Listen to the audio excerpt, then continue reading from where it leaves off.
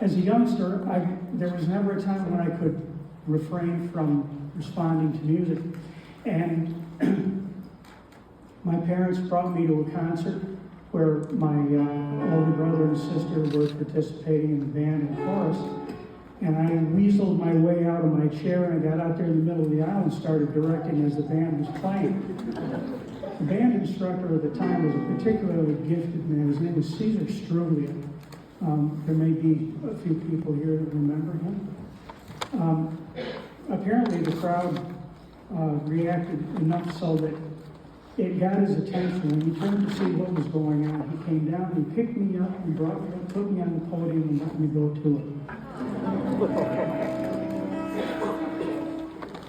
Show and tell has been my favorite part of the elementary school day. I'm really pleased to get this award. And I'll be honest, I've kind of wrestled with it ever since Alex called me and said that I would receive this, because I'll be the first one to tell you, I'm a little bit hangdog about what I do. I'm really pleased. And I started to realize, especially after talking to my older brother just last Saturday about this, I come from a family of 6 siblings. I'm the youngest, and 2 of us remain. The first of my siblings started in school in Weedsport in 1933. And there was at least 1, if not 2 or more of us in school in this district until I graduated in 1971. And there's nothing remarkable about that. It's just 6 kids, you know. But what makes me proud is my family name is on that wall now. And it'll be there, I hope, for decades. I really appreciate that. And I appreciate the community that brought me to where I am today. Because you don't do any of this on your own. You never do. I drove on public roads. I went to public schools. I had people in my neighborhood that helped raise me. I had teachers. And this school district provided me with the best education that they could. And they did a darn good job. I was going to say something else.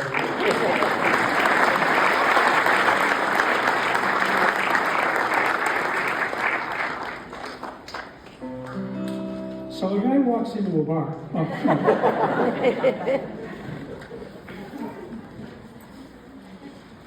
Now, there's another aspect of this, and that is that, you know, I thought about what's going to happen here tonight. You know, this is one of those things that is, these are the cycles of our lives, especially in smaller communities, I think.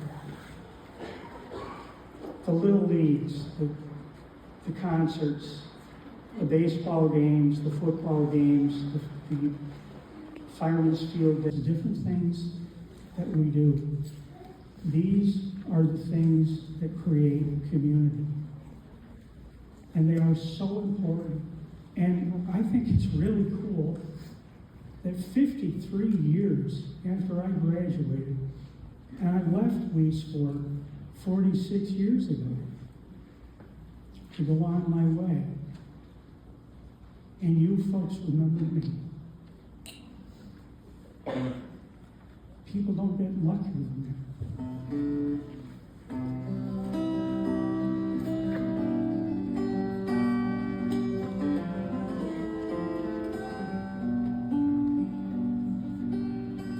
Feel the wind blow, scatter all these leaves like paper rain. Feel the days roll, scatter all these leaves like paper rain. I'll be damned if I didn't forget the lyrics. So this guy did walk into a bar.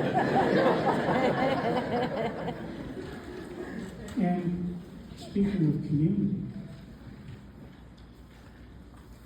he goes in the bar and he sits down and he orders 3 shots of whiskey. And he comes in every day and he orders these 3 shots of whiskey, and the bartender says to him, I could put those in 1 glass for you. And he says, no. He says, I prefer these in 3 glasses because I miss me brothers in Ireland.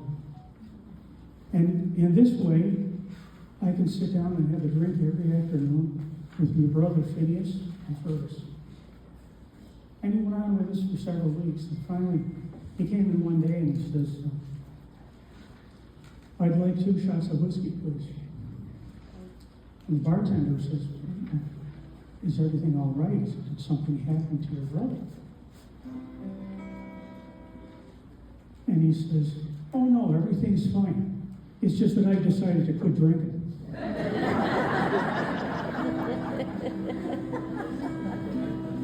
All right, let's try another whack at that song. I've only played this for 20 years. You'd think I might remember it, but you never know. I'm 72 years old. Pardon me if things fall apart.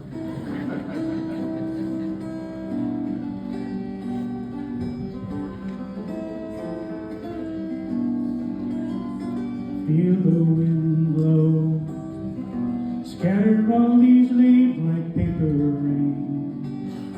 Feel the days roll back into our winter lives again. The tangle at the garden gate is brown and dry. You call me out and point out your November sky. I must have been blinded. Buddha, someone like that must have saved lives by the hundreds. Everywhere I went, I must have brought grass to the restless, and the hungry too. Must have done something great to get to have you.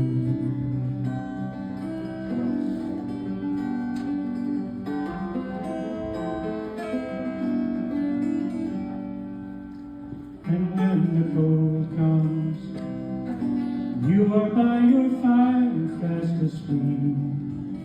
I'll turn the light on, watch the snow outside fall soft and deep.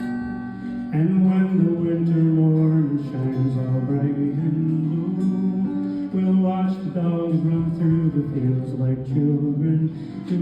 I must have been Gandhi, Buddha, someone like that. I must have saved lives by the hundreds. Everywhere I went, I must have brought rest to the restless, fed the hungry too.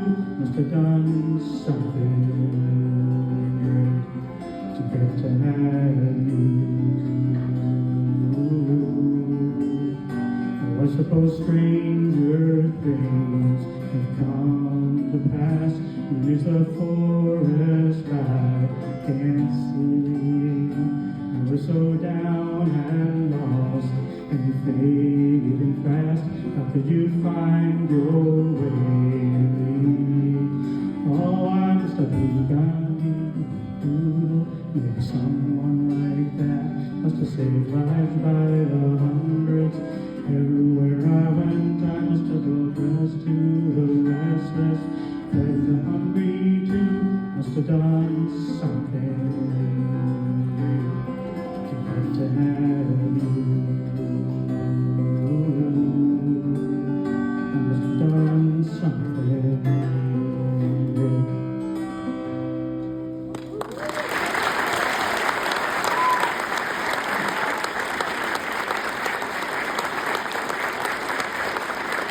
Brevity is not my long suit, but I will try and be extremely succinct.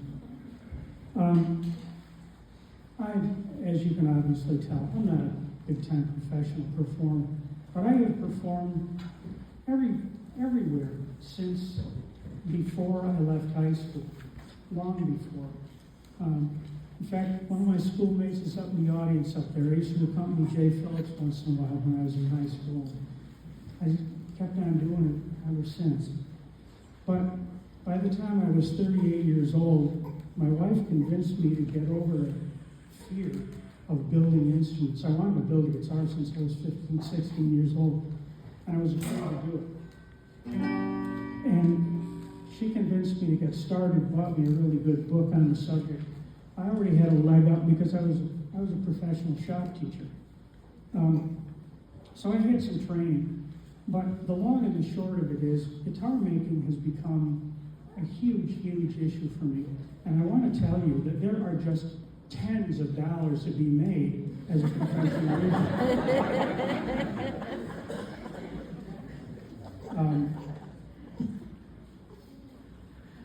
But since 1992, when I started,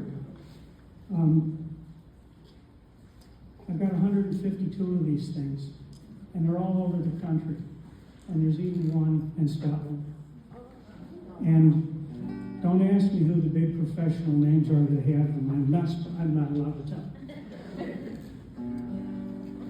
It's been a real hoot to build these. There's a lot to it. I don't want to blow a horn here, but it doesn't matter who builds guitars. There's a lot to it. I enjoy a 1,000 square foot shop with every piece of equipment that I need to do what I do. I make my own tools to do this with. And I harvest a lot of my own timber. That is, I acquire logs and have them sawn to my specifications. I look for old materials, salvage materials, and it's a great deal of fun. And just on that, if anybody here is at all interested, I live in Whitney Point. It's 1 hour and 20 minutes south downtown Binghamton. If anybody here is interested, we're community members. If you're interested, I can be found online, laduguitars.com, shameless commerce. And if you have kids that might be interested in seeing any of this, when summer comes up, the very last week in May and into June, from that time forward, I will be less busy than I am now. If you or your kids, grandkids, would like to see the shop and have a tour, I took the parking meter down, so there's no problem there. And if you are from the Weedsport School District, I promise I will waive the 75-cent fee for the tour. Having said that, I just want to thank you again. One other thing I want to mention, I just almost forgot. This is kind of important.